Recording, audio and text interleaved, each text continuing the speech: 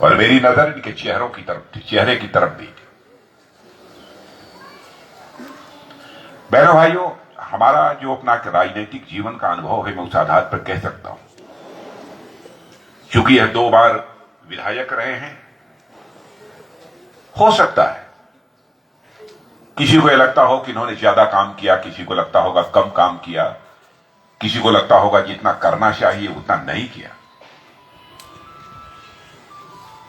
लेकिन इतनी बात मैं दावे के साथ कह सकता हूं, गोविंद राम शर्मा को देखने के बाद, कि गोविंद राम शर्मा की ईमानदारी और शराफत पर कोई भी मां का लाल सवाल या निशान नहीं लगा सकता। यह बात मैं दावे के साथ है।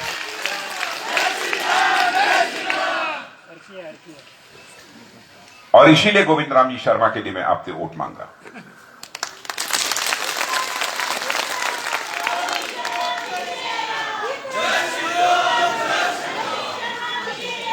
मैं यहां पर किसी भी राजनीतिक पार्टी का कोई नेता हो, उसको गाली देने, उसके बारे में अपशब्दों का प्रयोग करने के लिए नहीं आया। और आप सब जानते हैं, यदि मुझे सुना होगा पहले भी, तो हमारा यह स्वभाव नहीं है और मैं इस काम को नहीं कर पाता। लोकतांत्रिक व्यवस्था में नेताओं के और राजनीतिक पार्टियों के भविष्य का फैसला यदि कोई करता है तो जनता करती है। हमें अधिकार नहीं है उसके बारे में बहुत कुछ बोलने। और यहां तक हिमाचल का प्रश्न है, बहनों भाइयों, केवल भारत में ही नहीं, दुनिया के बहुत सारे देशों में मेरा पहले भी जाना हुआ है, आज भी आना जाना होता है। जो भारतवासी रहते हैं, चाहे भारत के किसी राज्य के रहने वाले हों, उत्तराखंड और हिमाचल की 2 राज्य ऐसे हैं जहां की धरती को देवभूमि कहकर वह पुकारते हैं। हिमाचल जहां पर यह देवभूमि है, वहीं पर मैं यह मानता हूं कि वीरता और बलिदान की कहानियां यहां के हवाओं में तैरती रहती है।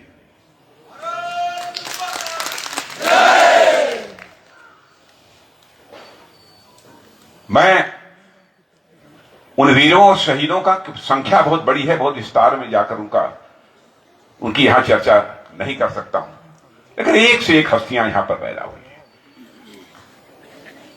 जो कि इस भारत की धरती की आन बान शान की रक्षा करने के लिए अपना सर्वस्व न्यौछावर कर दिया। चाहे वो हमारे मेजर सोमनाथ शर्मा हो, चाहे वो मेजर धन सिंह थापा हो, चाहे कैप्टन विक्रम बत्रा हो, ऐसे बहुत सारे लोग, मैं सबका नाम नहीं ले रहा हूं, बहुत सारे लोग जिसके कारण भारत की सीमाएं आज सुरक्षित हैं।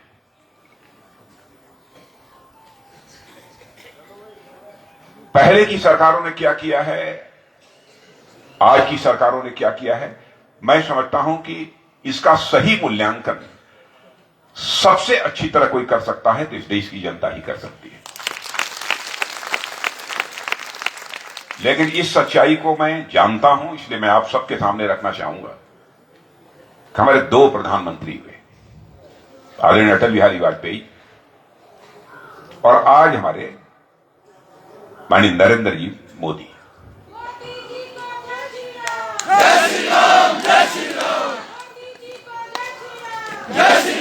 और बहनों भाइयों, मैं कहना चाहूंगा कि हमारी कोई भी बात गलत हो तो आप ताली मत बजाना, सही हो तभी ताली बजाना। क्या यह सच नहीं है कि हमारे दोनों जो ये प्रधानमंत्री हुए हैं, आदरणीय अटल जी, आदरणीय मोदी जी, इन दोनों का हिमाचल के साथ भावनात्मक लगाव रहा है।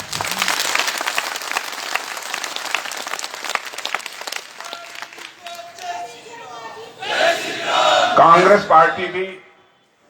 पार्टी भी जब से भारत आजाद हुआ है तब से लंबे समय तक सत्ता में रही है, एक से एक दिग्गज नेता हुए हैं। मैं यह नहीं कहना चाहता हूं कि उन्होंने कुछ नहीं किया, जो कुछ भी कर सकते थे उन लोगों ने भी किया।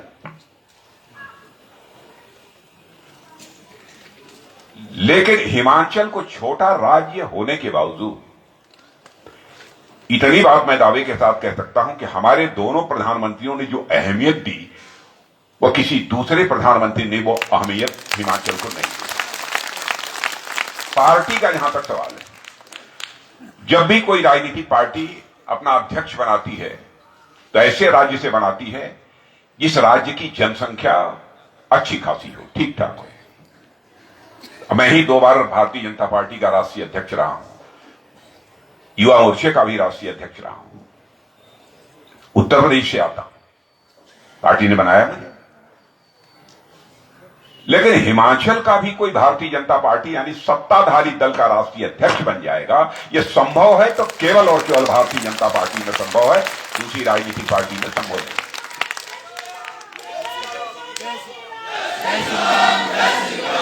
क्या बहनों भाइयों, आपको नहीं लगता है सत्ताधारी दल का राष्ट्रीय अध्यक्ष होना हिमाचल से, उत्तराखंड से, क्या हमारी यह पार्टी की हिमाचल के प्रति सम्मान की अभिव्यक्ति नहीं है?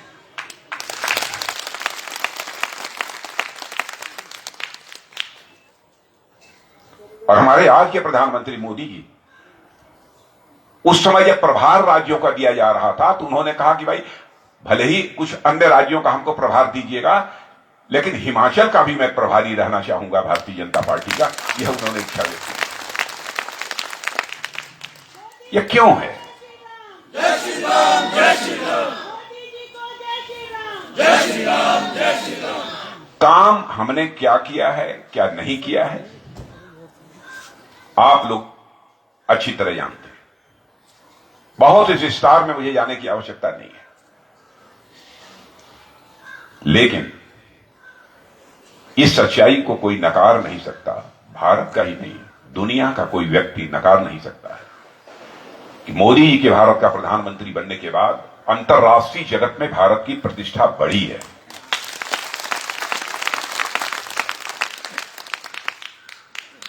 पहले अंतर्राष्ट्रीय मंचों पर भारत कुछ बोलता था तो दुनिया भारत की बातों को जिस गंभीरता से लिया जाना चाहिए उस गंभीरता से नहीं लेती थी।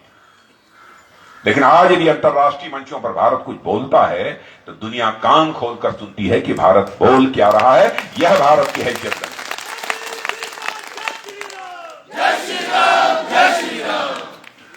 क्या बहनों भाइयों, आपका सीना चौड़ा नहीं होता है?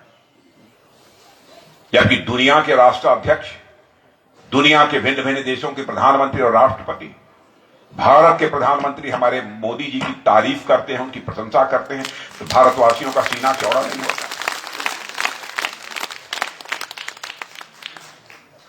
हमारे यहां कोई व्यक्ति हो सकता है जिसमें दोष हो, लेकिन किसी भी संगठन और पार्टी में व्यक्ति की उतनी अहमियत नहीं होती है जितनी अहमियत इस बात की होती है कि पार्टी कैसी है, नेतृत्व उसका कैसा है।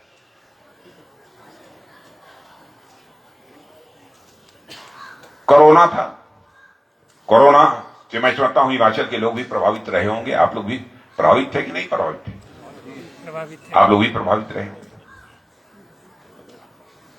और मैं प्रेस के दोस्तों से भी कहना चाहूंगा, हमारी कोई भी बात गलत हो आप अखबारों में लिख दीजिएगा, मेरी कटु आलोचना कीजिएगा, मैं आपका स्वागत करूंगा।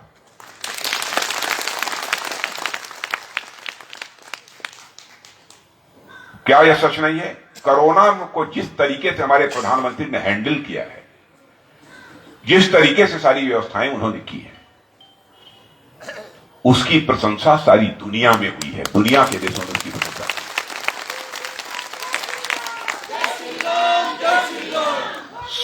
सारी दुनिया में उसकी कैसे प्रशंसा हुई है यह तो पढ़ने को आपको नहीं मिलेगा, लेकिन वर्ल्ड हेल्थ ऑर्गेनाइजेशन की रिपोर्ट यदि आप उठाकर देखेंगे तो कोरोना को जिस तरीके से हैंडल किया है हमारे प्रधानमंत्री ने, उसकी वर्ल्ड हेल्थ ऑर्गेनाइजेशन ने प्रशंसा की है। और मैं कह सकता हूं यह हिमाचल में भी पहले आपको वेंटिलेटर्स की संख्या जितनी रही होगी, आज उससे लगभग 10 गुना, 15 गुना, 20 गुना, 25 गुना वेंटिलेटर्स बढ़ गए होंगे, ऑक्सीजन प्लांट्स बढ़ गए होंगे। इतनी जल्दी इस क्राइसिस में, इस संकट की घड़ी में व्यवस्था करना यह कोई छोटी बात थी? हमारे यहां वैक्सीन, आप सबको 2-2 बार वैक्सीन लग चुकी होगी, मेरा विश्वास है। लगी है कि नहीं? और बहनों भाइयों, आपको जानकर आश्चर्य होगा कि अमेरिका जो दुनिया का ताकतवर देश माना जाता है, वहां के लोगों को भी अभी तक 2 वैक्सीन सभी को नहीं लग पाई।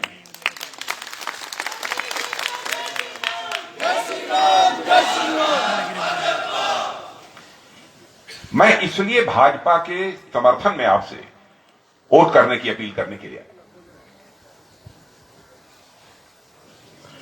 और दूसरी चीज, ऐसी राजनीतिक पार्टी को चुनना चाहिए जो कहे उसे करे, उसकी कथनी और करनी में अंतर नहीं होना चाहिए।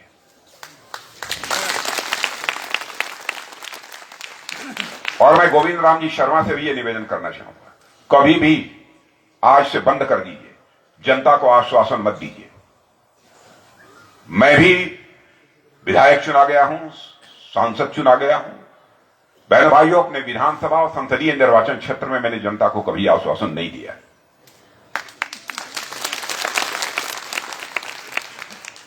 मैं बस इतना ही कहता हूं, आपका आशीर्वाद चाहिए।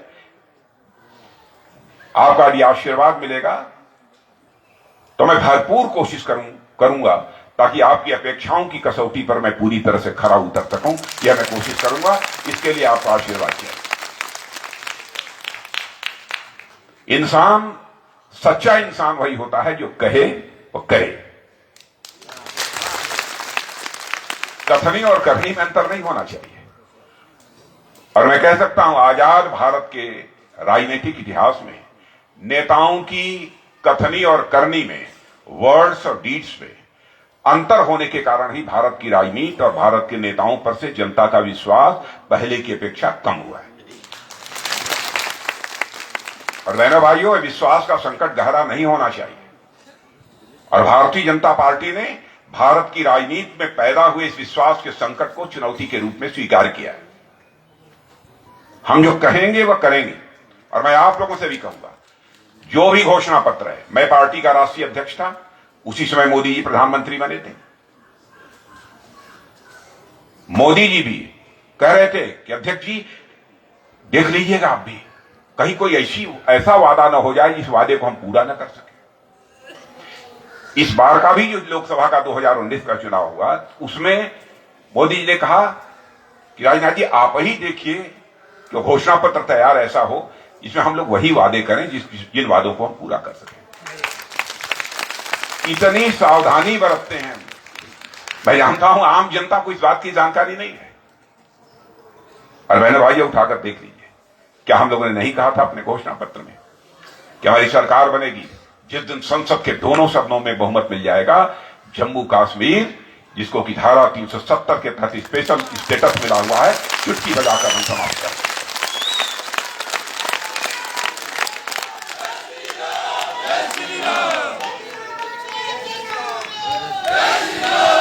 हमने अपने घोषणा पत्र में यह भी कहा था कि हमारी सरकार बनेगी भारत के विभाजन के बाद, चाहे वह हिंदू होगा, सिख होगा, ईसाई होगा, पारसी होगा, यहूदी होगा, जिनका कि अफगानिस्तान, पाकिस्तान और बांग्लादेश में आज भी उत्पीड़न हो रहा है, और यदि वह भारत आना चाहते हैं तो उन्हें भारत की नागरिकता देंगे। इसके लिए हम नागरिकता कानून पास करें। हमने किया कि नहीं किया? मैं गृह मंत्री था उस समय, संसद में यह कानून पेश किया था, यह विधेयक मैंने पेश किया था, लोकसभा में पास हुआ था, राज्यसभा में बहुमत न होने के कारण पास नहीं हो पाया था। बाद में अमित जी जब गृह मंत्री उसके बाद बने तो उन्होंने पेश किया, राज्यसभा से भी पारित हुआ। अब ऐसी कई चीजें हैं जिनकी मैं चर्चा यहां पर बहुत डिटेल में जाऊंगा तो लंबा समय लगेगा। जो कहा वो हम लोगों ने किया। आतंकवाद का जहां तक सवाल है, मैं एक एक मुद्दे को ले रहा हूं आप लोगों के सामने। आतंकवाद का जहां तक सवाल है, बहनों भाइयों, क्या सच नहीं है कि जम्मू कश्मीर में धारा 370 समाप्त करने के बाद आतंकवाद में कमी आई है? हम ये नहीं कहते हैं पूरी तरह समाप्त हो गया, लेकिन हौसले पस्त हो गए हैं कि नहीं हो गए?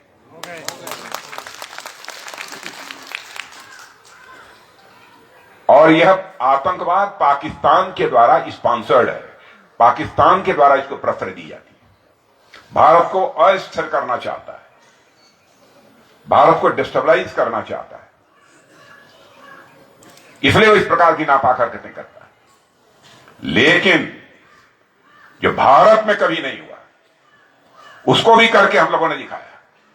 जिस समय पाकिस्तान के आतंकवादियों ने उरी और पुलवामा में आकर घात लगाकर हमारे जवानों के ऊपर हमला किया और हमारे जवान मारे गए, उसके बाद हमारे प्रधानमंत्री जी ने बैठकर हम 2-3 लोगों के साथ चटपट फैसला कर लिया और उसके बाद आपने देखा कि हमारे सेना के जवान भारत की धरती से नहीं बल्कि पाकिस्तान के अंदर जाकर एयर स्ट्राइक करके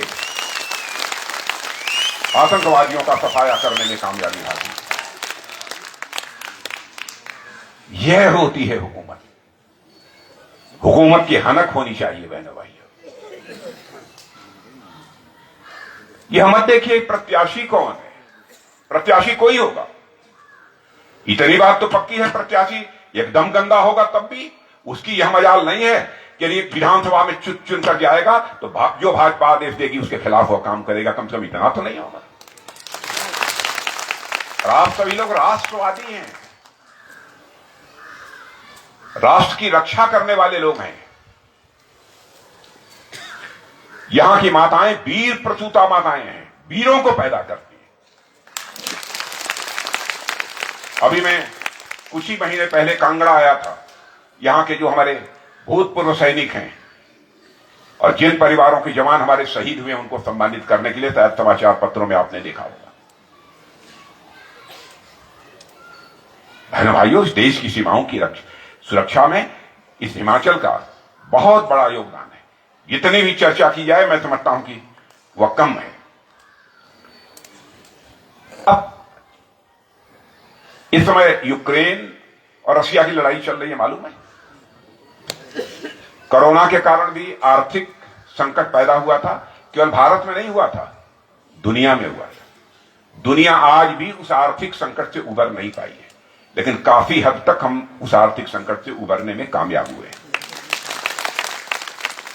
लोग कहते हैं महंगाई आ रही है, साहब महंगाई बढ़ रही है। बहनों भाइयों, अमेरिका दुनिया का सबसे धनवान देश, सबसे ताकतवर देश, जाकर कोई देख ले कि वहां पर मुद्रा स्फीति की दर क्या है, महंगाई की दर क्या है। कोई आकर चीन में देख ले, वहां महंगाई की दर क्या है। बहनों भाइयों, कांग्रेस के समय तो डबल डिजिट में महंगाई पहुंच जाया करती थी, लेकिन हमने सिंगल डिजिट 7% के आगे नहीं जाने दिया है। यह करिश्मा है हमारी सरकार। और मोदी जी जब भारत के प्रधानमंत्री बने थे तो अर्थव्यवस्था के आकार के मामले में, अंग्रेजी में इसे इकोनॉमी की साइज कहते हैं, अर्थव्यवस्था के आकार के मामले में भारत दुनिया में 9वें-10वें स्थान पर था। 8 वर्षों में मोदी जी के नेतृत्व में हमारी सरकार ने वह करिश्मा कर दिया है। बहनों भाइयों, आज जो भारत 9वें और 10वें स्थान पर था अर्थव्यवस्था के आकार के मामले में, आज वह 5वें स्थान पर आकर खड़ा होता है। और मेरी बात सुन लेना, मुझे यह लगता है, जितना मेरा राजनीतिक अनुभव है, जितना मैं जानता हूं, कि वह दिन दूर नहीं है। 10 साल और समाप्त होते होते भारत दुनिया की टॉप 3 अर्थव्यवस्थाओं में आकर खड़ा हो जाएगा। टॉप 3 अर्थव्यवस्थाओं में आकर खड़ा हो जाएगा।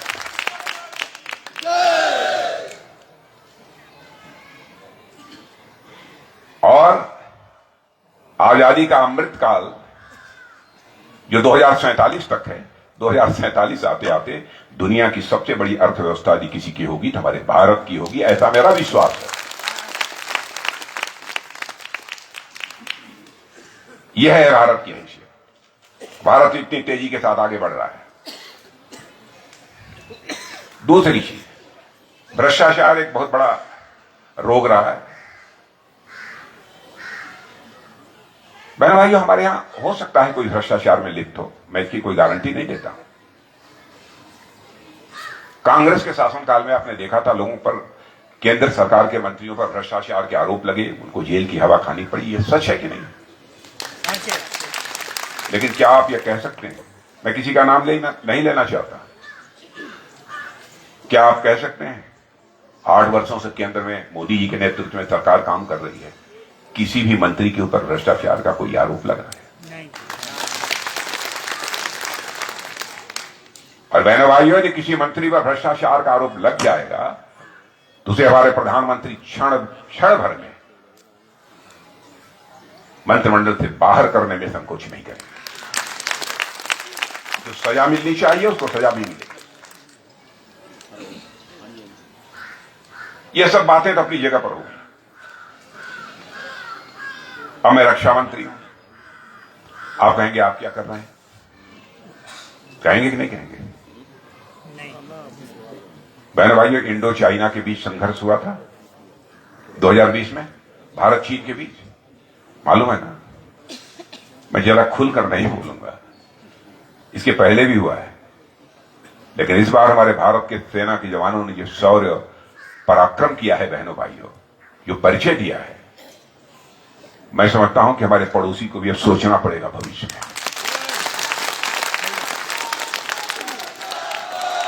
और मैं तो कहूंगा एक बार हाथ उठाकर हमारे देश के आप सभी लोग, कोई हाथ नीचे नहीं होना चाहिए, एक बार सभी हाथ उठाकर तालियां बजाकर हमारे देश के सेना के जवानों का अभिनंदन किया जाना चाहिए।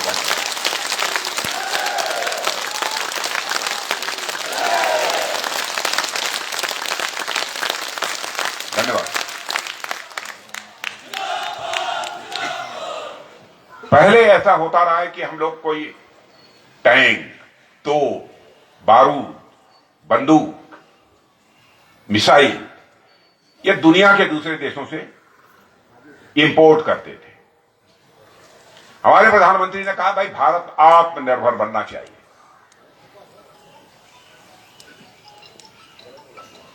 और जिस समय मोदी जी प्रधानमंत्री बने थे उस समय 900 करोड़ रुपए का केवल एक्सपोर्ट भारत से होता था।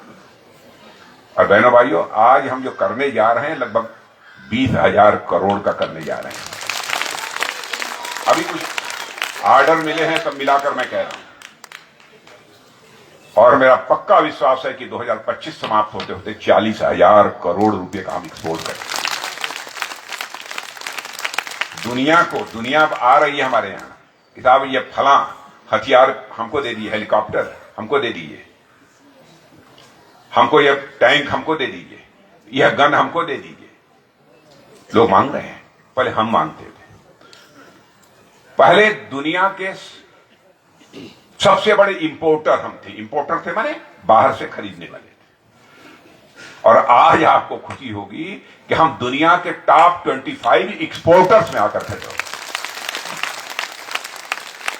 हमारे प्रधानमंत्री ने कहा मेक इन इंडिया, भारत में बनाओ, भारतवासियों के हाथ से बनाओ, और केवल भारत के लिए मत बनाओ बल्कि सारी दुनिया के लिए बनाओ। Make for the world, make in India and make for the world. यह है भारत का गौरव, यह है भारत की हैसियत। और इसके साथ साथ ये सब कर ही रहे हैं हम लोग। सांस्कृतिक पुनर्जागरण, क्या हालत थी? क्या कभी आपने सोचा था कि अयोध्या में भव्य राम का मंदिर बन जाएगा? सोचा था? बन रहा है कि नहीं? थोड़ा बहुत झलक देखी है कि नहीं? तो झलक ऐसी है तो आगाज कैसा होगा इसकी कल्पना कर लीजिए। काशी विश्वनाथ मंदिर, जय श्री राम, जय श्री राम। काशी विश्वनाथ मंदिर भी पहले देखा था आपने? वाराणसी के कुछ लोगों ने तो देखा होगा, कितने लोगों ने देखा था पहले काशी विश्वनाथ मंदिर? बहनों भाइयों, मैं आपसे निमंत्रण देना चाहता हूं कि जाइए काशी विश्वनाथ मंदिर देख लीजिए। उज्जैन का महाकाल मंदिर टेलीविजन पर तो देख लिया होगा, देख लिया? बद्रीनाथ, केदारनाथ, क्या हो रहा है? सोमनाथ,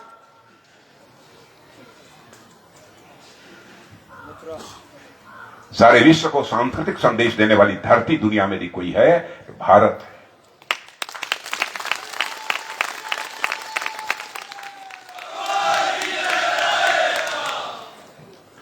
बहनों भाइयों, मैं भाषण करूंगा तो बहुत लंबा हो जाएगा क्योंकि आगे की भी समय है, बहुत लंबा हो जाएगा, बहुत सारी बातें। और मैं ये भी कहना चाहता हूं, मान लीजिए गोविंद शर्मा जी कभी या इनके पार्टी पदाधिकारी कभी मुझे बुलाएंगे तो मैं कभी भी चुनाव के समय जब बुलाएंगे लोग तब तो मैं आकर सारी बातें आपके सामने रखूंगा। जय श्री राम, जय श्री राम। जहां तक यहां के मुख्यमंत्री का सवाल है, जयराम जी ठाकुर का, बहनों भाइयों, जयराम जी ठाकुर आप कहने के लिए जो कुछ भी कह दे, लेकिन जयराम ठाकुर पर भ्रष्टाचार का आरोप नहीं लग सकता है। हाँ, नहीं लग सकता। जयराम ठाकुर की विनम्रता पर सवालिया निशान नहीं लगाया जा सकता।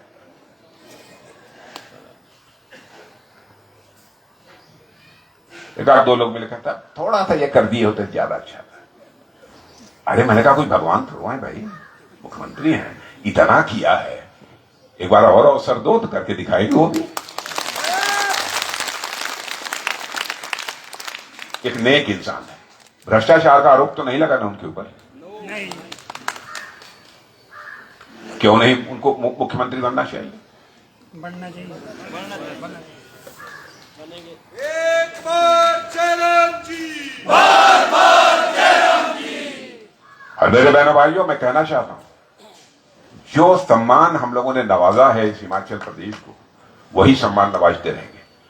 जेपी नड्डा जी हमारे यदि राष्ट्रीय अध्यक्ष हैं, तो वहीं हमारे अनुराग ठाकुर कैबिनेट मंत्री हैं भारत सरकार।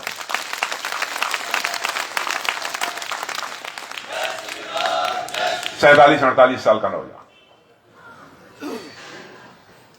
और हिमाचल क्या, भविष्य में देखिए, आज लड्डा जी देश का नेतृत्व कर रहे हैं, ऐसे ही नौजवान निकल रहे हैं, करते करते देश का नेतृत्व करेंगे। ये हिमाचल की धरती का करिश्मा। क्या इसको किसी ने पहचाना? कांग्रेस ने कभी पहचाना? मैं आपसे पूछना चाहता हूं, ईमानदारी से बताइए, इसको पहचाना कभी? इसलिए मैं आप लोगों से कहना चाहता हूं, मेरे बहनों भाइयों, आप प्रत्याशी मत देखिए, आप केवल देखिए तो कमल का फूल देखिए।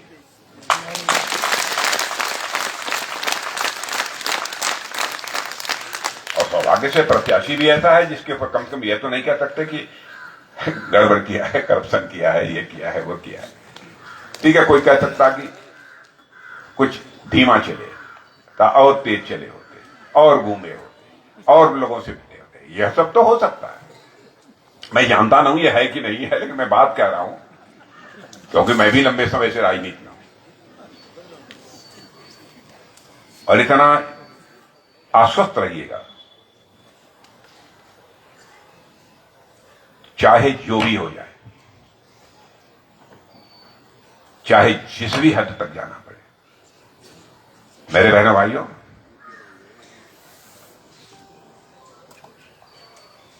आप हमारे प्रधानमंत्री मोदी जी को जानते हैं, 20 इंच चौड़ा सीना नहीं है, 56 इंच का।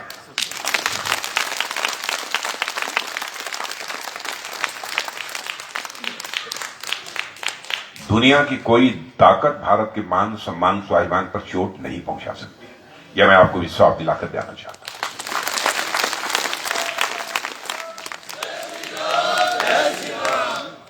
और मैं आप लोगों से निवेदन करूंगा, समय कम है, इसलिए स्वयं आप लोग निकलिए, क्योंकि ये दोनों काम कर रही है हमारी पार्टी। देश का आर्थिक दृष्टि से भी विकास कर रही है और सांस्कृतिक दृष्टि से भी। सांस्कृतिक दृष्टि से तो भारत तो सारी दुनिया में बिल्कुल अनमोल है, कोई जवाब नहीं।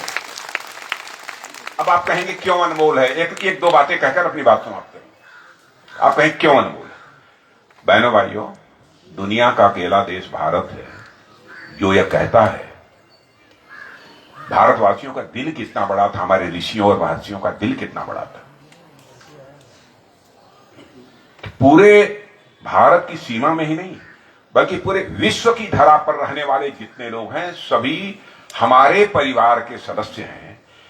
यह मानते हुए वसुधैव कुटुंबकम का संदेश यदि सारी दुनिया को किसी देश की धरती से गया है, तो केवल और केवल हमारे और आपके देश भारत की धरती से सारी दुनिया में।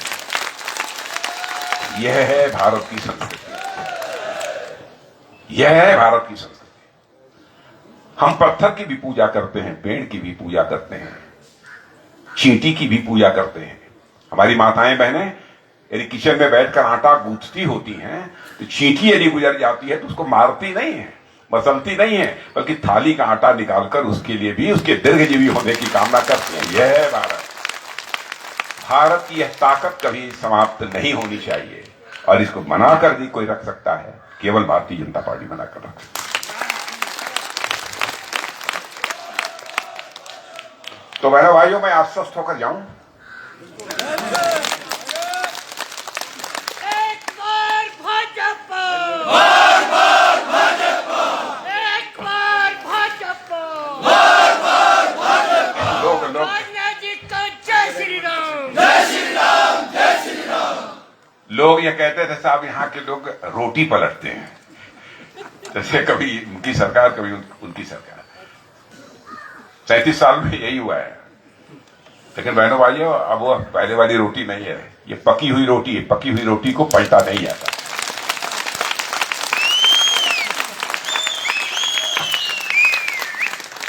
और उत्तराखंड की जनता ने करके दिखा दिया। उत्तराखंड में भी यही होता था, इस बार से हमारी सरकार ने हरियाणा में भी करके दिखा दिया। बहनों भाइयों, हिमाचल नहीं चूकना चाहिए। यहां से मैं संदेश देता हूं। बस यहां यहीं पर अपनी बात समाप्त करते हैं। आयु में जो मुझसे बड़े हैं उनको शीश झुकाकर प्रणाम करता हूं। जो हमारे हम उम्र हैं अथवा समकक्ष हैं उनको नमस्कार करता हूं। और जो आयु में मुझसे छोटे हैं उन सबको आशीर्वाद देते हुए अपना निवेदन यहीं समाप्त करता हूं।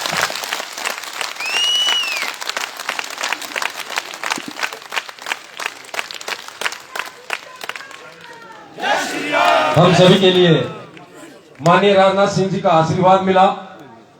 आज हम सभी लोग अपने अपने बूथ कर लौटेंगे और पूरी कोशिश के साथ हम आगे के काम में लग जाएंगे। हमारे बीच में भारवी शर्मा जी, पूर्व ब्लॉक यूथ कांग्रेस की अध्यक्ष, पूर्व सचिव प्रदेश युवा कांग्रेस में रही, वो आज हमारे बीच में बीजेपी ज्वाइन करने जा रही है। तो आप सभी लोग उनका अभिनंदन करेंगे तालियां बजाकर।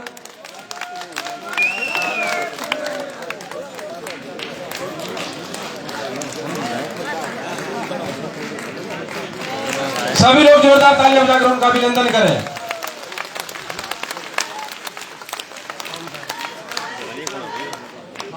सभी बूथ के अध्यक्षों से निवेदन रहेगा, पार्टी कार्यालय में माननीय अध्यक्ष जी और हमारे प्रवासी प्रभारी राजेंद्र जी व्यास, उनसे सभी आप वहां मिल लें और सभी लोग पार्टी ऑफिस पहुंचे।